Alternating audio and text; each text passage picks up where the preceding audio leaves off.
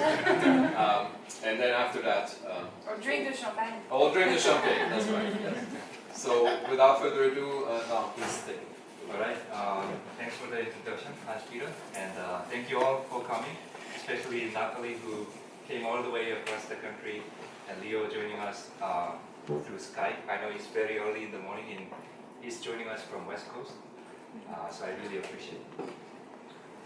All right, so I'm really excited to talk about my research in visualization that I did during my Ph.D. studies. So in this talk, I will summarize 5 years of work to around like 40 minutes.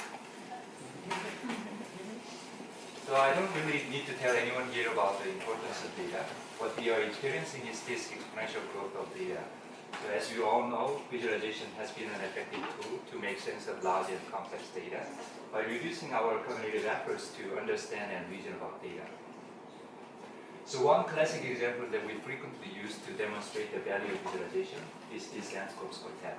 So what you are seeing is 4 different data sets that have same statistical properties, same means and same standard deviations and same regression coefficients. So from these summary statistics, you may conclude that these 4 data sets are essentially the same. But once you visualize, you see very different qualitative patterns. So for example, A and B shows increasing data patterns, and C and D have interesting outliers. So what this example tells us is that we need to make both calculations and graphs. So by leveraging this power of representations, there have been many visual analytic systems to support rapid visual analysis and exploration of data. The visualizations in these systems are mainly exploratory, meaning that they are more centered on data, supporting domain experts to perform analytical tasks, such as identifying trends in data, detecting outliers, or confirming hypotheses about the data. So the main purpose of these exploratory visualizations is to discover insight. And building efficient exploratory visualizations has been the core part of visualization research, and still very important. But visualization is becoming much more than that. So for instance, designers are creating these beautifully crafted custom representations of data that can communicate the semantics of data, not just numbers. And also journalists are using visualizations to communicate complex social issues to a general audience. And even casual users and artists are creating these beautiful visualizations to communicate their personal stories using their personal data.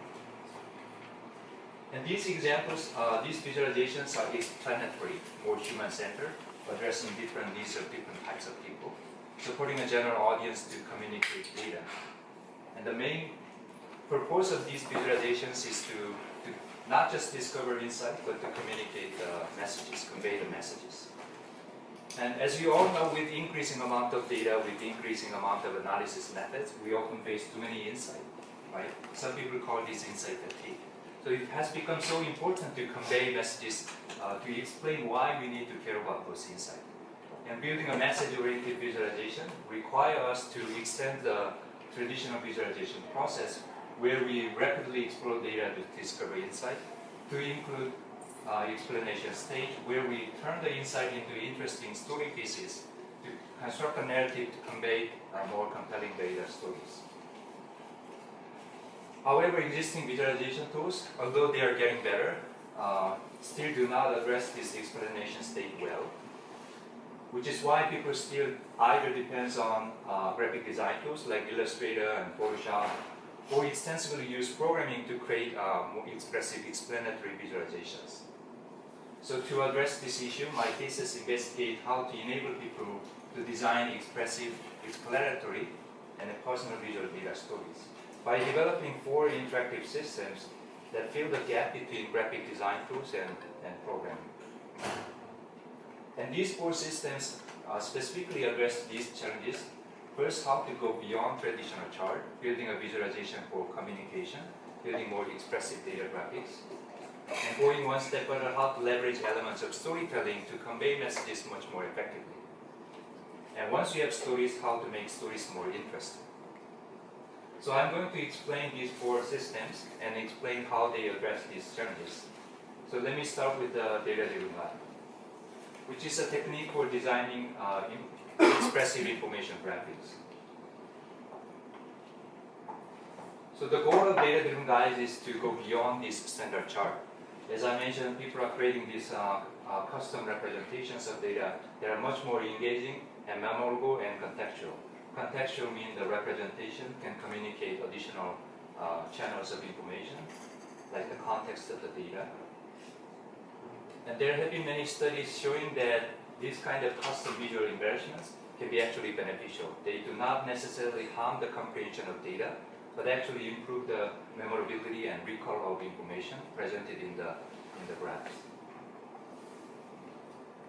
However, building this kind of custom visualization is still challenging. A lot of infographic designers are still using Adobe Illustrator design tools, which does not provide well-defined data-driven abstractions, which means they have to manually encode the data into graphical forms, which is very tedious and time-consuming process.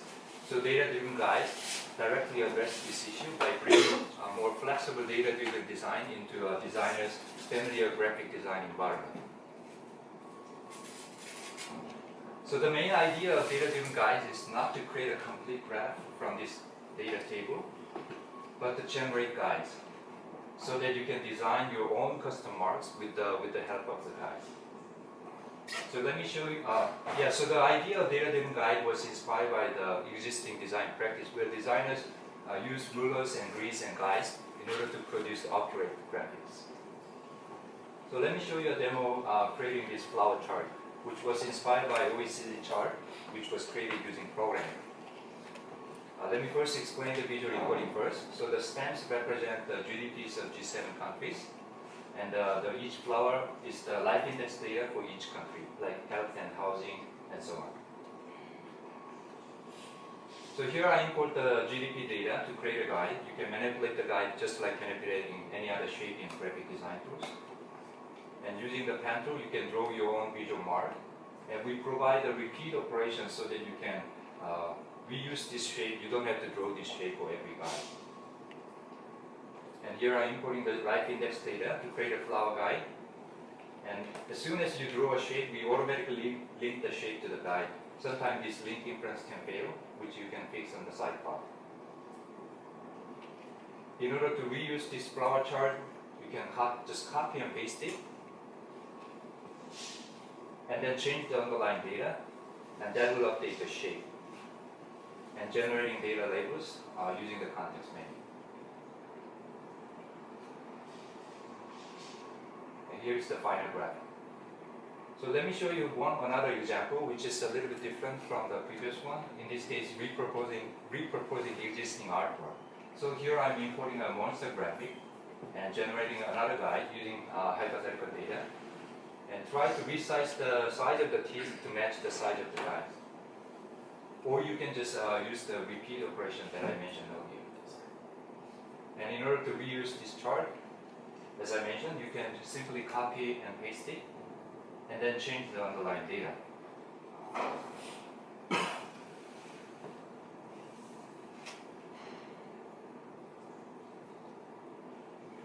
So we also ran an informal user study with professional designers. And this is a comment that I really like from the user study, which kind of really shows the why we developed data-driven guides in the first place, which is to reduce the tedious manual encoding practice in graphic design environments.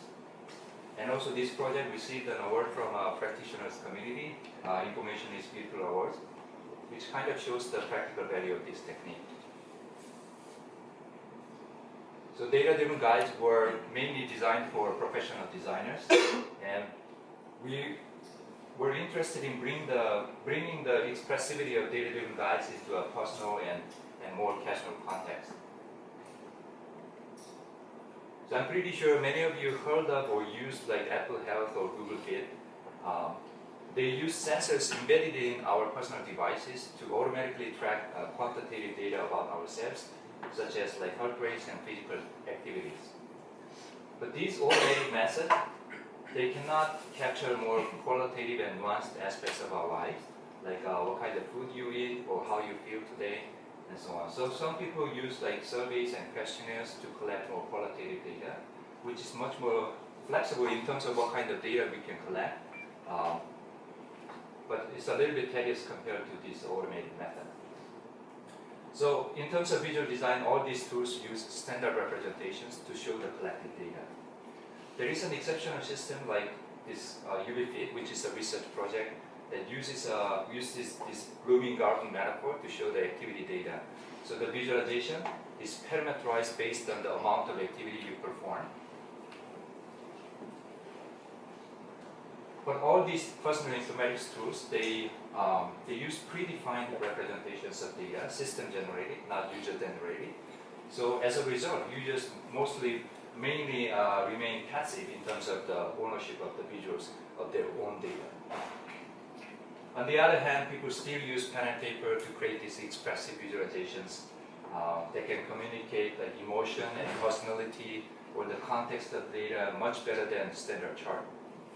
So we were interested in bringing the expressiveness of this pen and paper to enable people to determine the representation of their own data in this personal informatics domain. And the design of data therapy was inspired by this project Data Portrait, which was done by Georgia Lupi, who is a renowned data artist. So she created this questionnaire along with the visual mappings. And then she asked a participant at a TED conference to fill out this questionnaire. And based on the response, based on the visual mappings, each participant receives a unique visual representing themselves. So data therapy essentially generalized this idea to enable any individuals, not just professional designers like Georgia Lupi, to create a visual vocabulary to represent their personal data. So to do so, data therapy augments a questionnaire editor like survey tool with the drawing canvas. So you can come up with the questions to ask you about yourself. And then for each option, you can draw a unique visual representing the option. And then you keep doing this. And at the end, you have a nice set of visual vocabulary representing the whole questionnaire. And just like the Data Portrait project, once you submit a response to the questionnaire, based on the visual mappings, it will generate a unique visual based on the response. So let me show you a video of the data therapy system. Here is a list of questionnaires that I created earlier. So I'm going to create a new one. Writing the title of the questionnaire, and then adding a question, and adding multiple options to the question, and then drawing unique visuals to represent the options in the question. So as you can see, we directly integrated drawing canvas into the questionnaire editor like a Google Forms. And then writing another visuals for the second question. And then you can inspect the final visual vocabulary using this layer panel. And you can share the questionnaire with someone else. Once you submit a response to the questionnaire, at the end you will get a unique visual along with the visual legend, which is automatically generated from the visual vocabulary. So we also provide a couple of intelligent supports to assist drawing. First, we incorporated auto drawing feature into the tool, Google's auto drawing, as well as emoji, which could be useful for people who are not familiar with sketching, as well as like propagating the shapes along with the automatic size and color encodings, so that you don't need to draw this shape over and over again for every option in the question. So this is an advantage that we have in digital domain compared to pen and paper.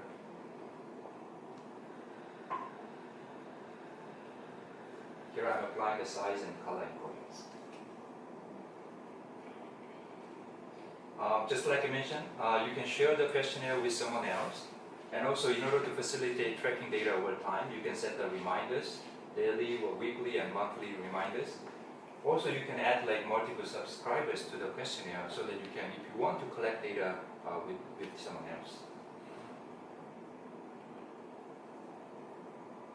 So we also had an informal user study with potential users. We wanted to see what kind of questionnaires as well as visual mappings they can come up with using the data therapy system.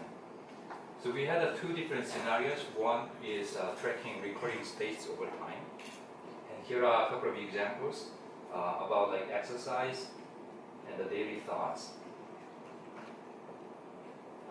And another scenario we had was capturing a single state, which in this case the scenario is same as the data portrait. You share the questionnaire with someone else and then collectively, each participant will receive a unique visual by filling out this questionnaire. And here are the examples about the emotion and things around yourself. So what could be the benefits of having this ability to draw personalized visuals? I don't think we have a clear answer yet, but participants mentioned interesting insight or made insightful comments like this that are kind of correlated with the previous study where they investigated paper bullet journals.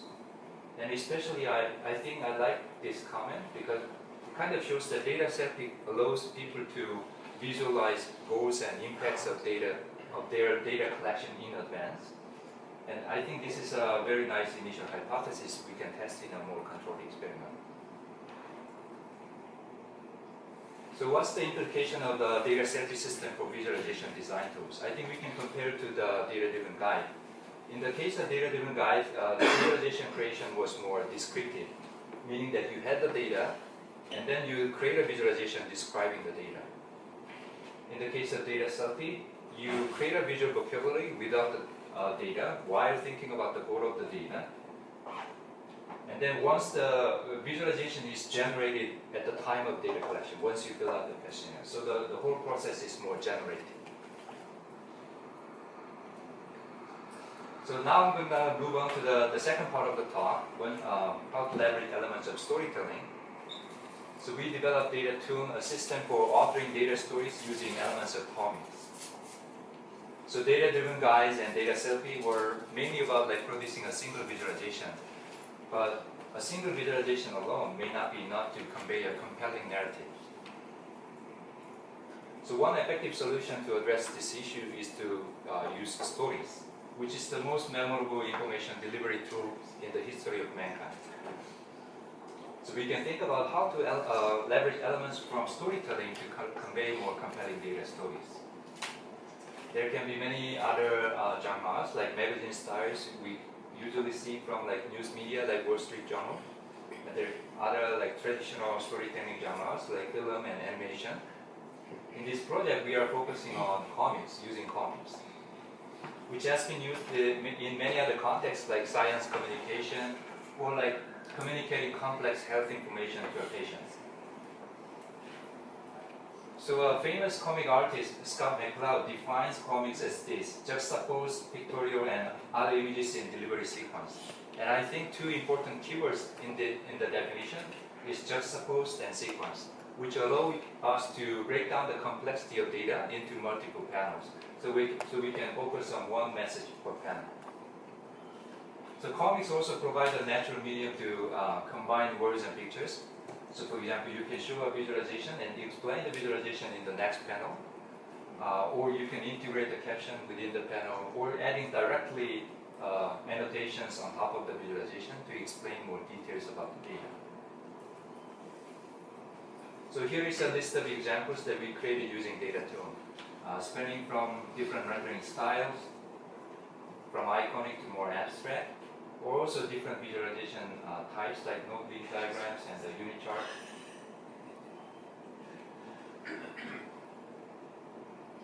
So the way we abstract story in DataTune is using comic books. There can be multiple pages, and each page can have multiple panels with different sizes and different arrangements. And each panel can have different types of images, including visualization and different types of annotations. And in this project, we are focusing on communicating dynamic networks, which is a time-varying structure, a graph structure consisting of nodes and links, timestamps and attributes associated with nodes and links. So dynamic networks are very useful data structures to understand real-world phenomena, including social media to brain connectivity. But communicating these complex networks that are dynamically changing is challenging, especially using single pictures. So I'm going to show you a video creating this comic communicating European alliances preceding World War I, which was inspired by the original comic one of our colleagues created using Adobe Illustrator. So once you load the data, we show you the overview of the data set, nodes and links, link types, and also we extract interesting structural patterns from the data set and suggest those patterns as potential panels. And then you can inspect those panels. You can erase them if you don't need, and make further annotations if you want to use them later on. Yeah. Which types of video? And you can rapidly generate visualizations by dragging a data dimension onto the canvas. And then you can add additional filters to the panel to show more relationship within that panel. And filter data using the time slider. Or using the filter pan, you can extract a subgraph out of the graph in order to reduce the complexity within that panel. And then make annotations like generating data labels. And using the highlighter, highlighting a group of nodes using different color. So another thing we support is that, so using this magic pen, if you drew a line out of the panel, we also, similar to the beginning, we extract interesting structural patterns like hubs and communities and cliques in order to facilitate more ad hoc exploration. So you can put all the panels to the side and then start building a presentation. You can start with the storyboard, writing down what you want to communicate. And then use the panels earlier to fill the storyboard. Here I'm importing an image to show the geographic context. And then using the layout pan, placing the countries roughly in their geographic locations, not exactly correct. And then duplicating the panel to show more context, using the label pen to show the country names. And the second panel here, I'm focusing on highlighting the relationship between the United Kingdom and Belgium, and explain the relationship using the caption.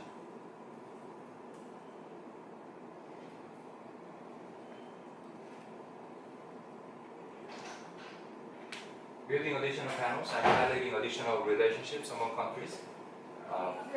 Using the highlighter, here I'm highlighting the 3 alliances among Germany, Austria, and Russia. And using the freeform sketching to highlight the isolation of France against other countries.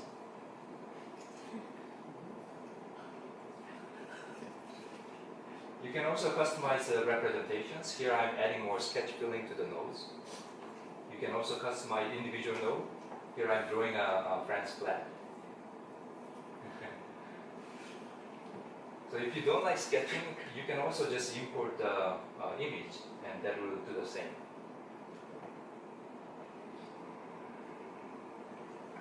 So another thing that we support in order to facilitate narrative exploration is that, so suppose that the gap between these 2 panels is too wide for readers to fill the gap. In that case, you can use the magic pen again, and then draw a line between these 2 panels. That will create an intermediary panel to help readers to read the transitions more smoothly.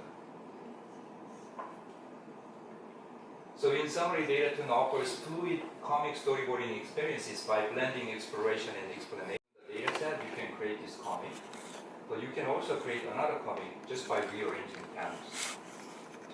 So the purpose of Story Curve is to unveil the underlying narrative structures to facilitate the discovery of novel, interesting storytelling patterns.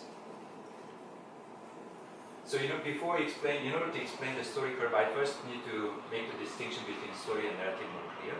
Although we use them interchangeably, they actually have different meanings, especially in humanities. So story is the content of the narrative, what is told, and narrative is the way you tell the story, how it is told. If we take this analogy to data storytelling, data is the story, and the visualization is the narrative. So let's take a look at example of the movie Pulp Fiction. So I extracted 5 different scenes from the movie, and I arranged those scenes in the order they appear in the movie, which means a narrative order. Their actual chronological order is quite different from the narrative order. And this is called nonlinear narrative, which is a storytelling device describing events out of chronological order. So using story curves, we analyzed 10 popular nonlinear films. We wanted to see what makes these films interesting and engaging by analyzing their narrative structures. So let me explain the technique of story curve. The story curve works like this. Given a list of events, so in the case of DataToon, this could be a list of panels. and then we reconstruct the story order of the events. And this information is actually not available in the movie script, that the data we are using. But if you think about it, in the data storytelling, we actually have access to the data, which means like ground truth data, so we can automatically reconstruct this. And then story curves plot this event in a two-dimensional coordinate system, and then drawing a curve moving up and down, which kind of nicely summarizes how the narrative was constructed from the actual story. And here is a story curve of the movie Pulp Fiction. So let me briefly explain the visual encodings. So y-axis represents story order, and x-axis represents narrative order. And here's the story curve of the movie Pulp Fiction. And each column is a scene, and the thickness of the column is the duration of the scene. And each segment is a character in different color. And a small bench surrounding the segment is location, and a backdrop is the time of the day.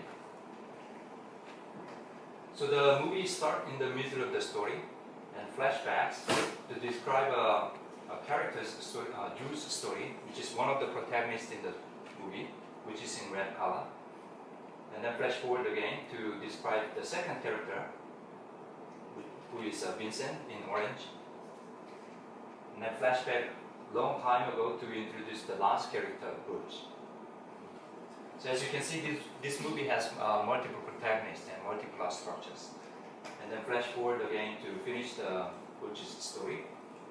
And then final flashback to continue to describe the Drew's story. And the movie essentially ends where it started. So as I mentioned, using story curves, we analyzed 10 popular nonlinear films when we analyzed their narrative structures. So I'm going to share a couple of interesting patterns that we found. So in Fight Club, this movie has probably the most typical nonlinear narrative structure, which starts with the last event, just providing just enough information to keep the audience interested in the movie, and then for the rest of the movie, explain how the last event happened. And Memento has a much more complex pattern. This movie has two types of scenes. One is like black and white scenes, and another one is color scenes. So all the black and white scenes are in chronological order, and all the color scenes are in reverse chronological order, and they meet at the end. And overall, they create this interesting merging zigzag pattern. And 12 Monkeys, this movie also has a kind of zigzag pattern, but what is interesting about this movie is that it shows 3 distinct timelines. And 500 Days of Summer has a lot of interesting, intricate patterns, like including these short zigzag, staged flashbacks, and staged flash forward, and bidirectional flashes. All these time jumps, a lot of time jumps, are motivated by the characters' emotions. So we integrated story curves into this holistic system called Story Explorer, where you can explore the movie script using in this interface along with the story curve. You can also rearrange the scenes here, as you can see here, moving up and down, to construct a new narrative, experimenting with different types of narratives. So the ideas of story curves and Story Explorer can be also applied to data storytelling. For example, like given a comic like this, you can create a story curve to analyze the narrative structure of the comic, which in this case is chronological. And then using systems like Story Explorer, you can rapidly generate different kind of experiment with the different narrative structures, and then analyze their narrative structures until you find the most interesting narrative structure.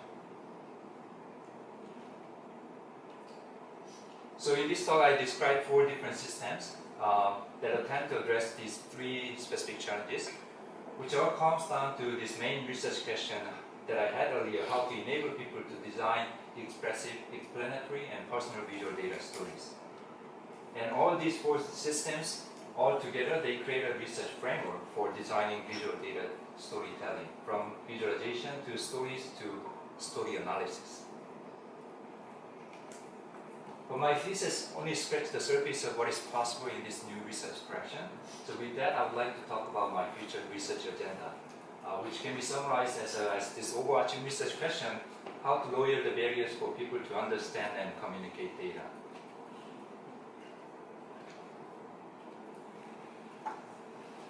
So this Venn diagram summarized my research spectrum with a specific focus on visualization, also spanning storytelling and human-computer interaction.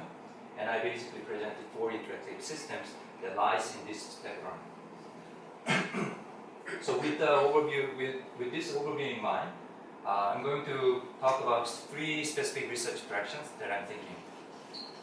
Sorry. So first, future of visualization design tool. I think the future depends on like nice integration of both exploration and explanation aspects of visualization. For example, data-driven guides and data can really push the limit of what visualization design tools can be, but the outcomes of those tools are still static images. So we can think about how to bring more interactive data experiences to like more traditional storytelling genres, like more interactive videos and interactive comics. And also, visualization is nowadays rarely used standalone, mostly integrated into other types of media like documents and spreadsheets. What is particularly interesting to me is that like how to enable people to create these highly interactive documents without programming, where we see a nice integration between text and the graphics. So more specifically, in order to facilitate exploration, we can think about how to provide more automatic assistance for discovering story ideas. So for example, we can rapidly generate these visualizations, annotated with the potential insight. We can also think about similar effort for narrative design. We can provide like this kind of narrative templates and think about how to automatically fill these templates. I think we can get some inspirations from humanities or computational narrative, where storytelling is much more established. Another interesting direction is collaboration, which is still vastly underexplored in visualization. But if you think about it, storytelling is inherently a collaboration process involving both listeners and tellers through conversations. So it would be really interesting to think about bringing this collaboration aspect in the data storytelling process. To do so, we also need to think about various design considerations like different roles, different activities from exploration to presentation, different scenarios and different environments, whether the collaboration is synchronous or asynchronous, remote or co-located. So building like novel interactive data systems require us to understand human behavior and cognition. Especially deriving cognitive design principles is really important to inform the next generation of visualization systems. So past research in visualization was mostly focused on perception, finding effective perceptual channels to encode quantitative data. But when it comes to visualization for communication, it involves much more intricate design vectors, including emotion, like engagement, aesthetics, or messages, what messages you want to convey. But if we consider all these design vectors, the visualization design space is too broad to test in a controlled experiment. So I've been thinking about like a system called like Lab in the Wire system to crowdsource visualization design principles that may serve as an initial hypothesis that we can actually test it in a rigorous controlled environment. So once we have a nice set of design principles, as a researcher, it's also important to educate those principles to the public, which we often call visualization literacy. They can be divided into decoding and encoding. I think this is really important because nowadays people don't see raw data, which is another issue we can talk about. But they mostly see the data through these kind of visualizations. So they should be able to read deconstructed visual mappings and should be able to read for example, in this kind of tree map, they should be able to read like color represent product and the area represent export percentage and so on and so forth. When designing visualizations, they also should be aware of pros and cons of their design decisions. For example, like what is wrong with this rainbow color map? Why 2D is sometimes better than 3D?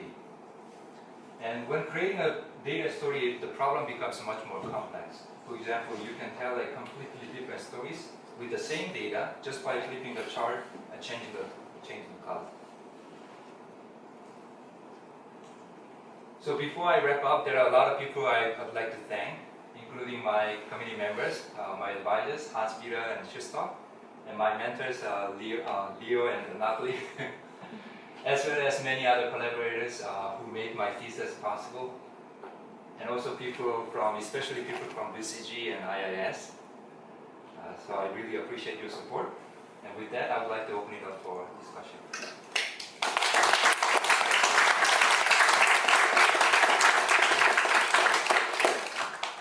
So this is the public question and answer session. So if anybody in the audience has questions, please go ahead.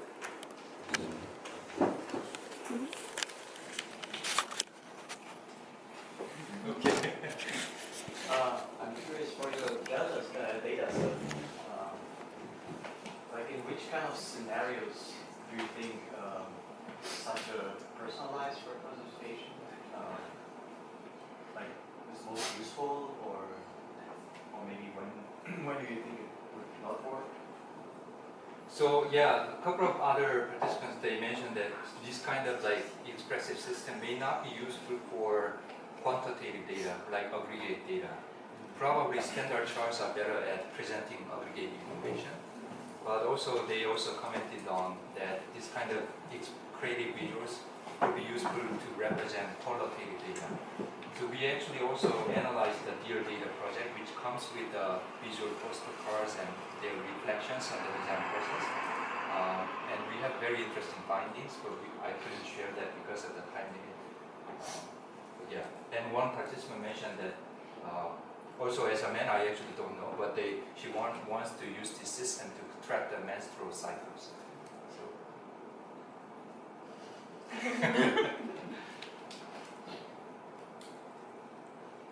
Yeah, Daniel. So these are excellent applications. Do you have a sense of how many people are using, like for instance, data-driven guides, since it's like online, right? I'm sure. I think a couple of people are still trying to use this, but these are all prototype. So they are actually not meant to be used in production. So yeah. But I think this could be actually used by actually people. I think all of them could be used. Yeah. And a couple of other people contacted us, whether especially script writers, they wanted to visualize their own scripts using the system.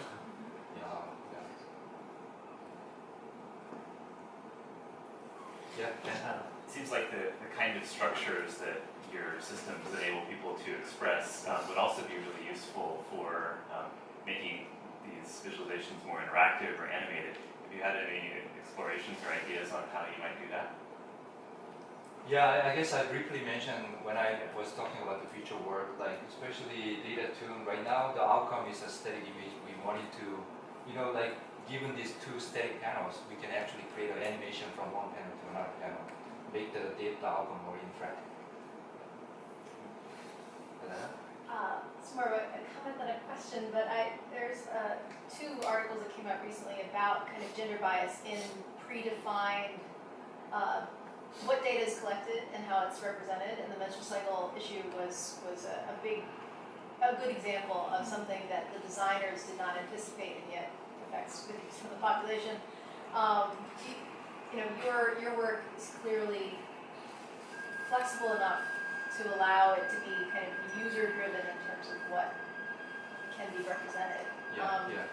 Do you, I guess, this notion of kind of democratizing design, like, is that something you've been thinking about, or what I could, I guess. Like democratization of the data and this visual design. I guess all these systems kind of, the goal of these systems is to enable people to design visualizations that are not non-standard. They can communicate their personality and whatever they want. So kind of aligns with democratization of the design.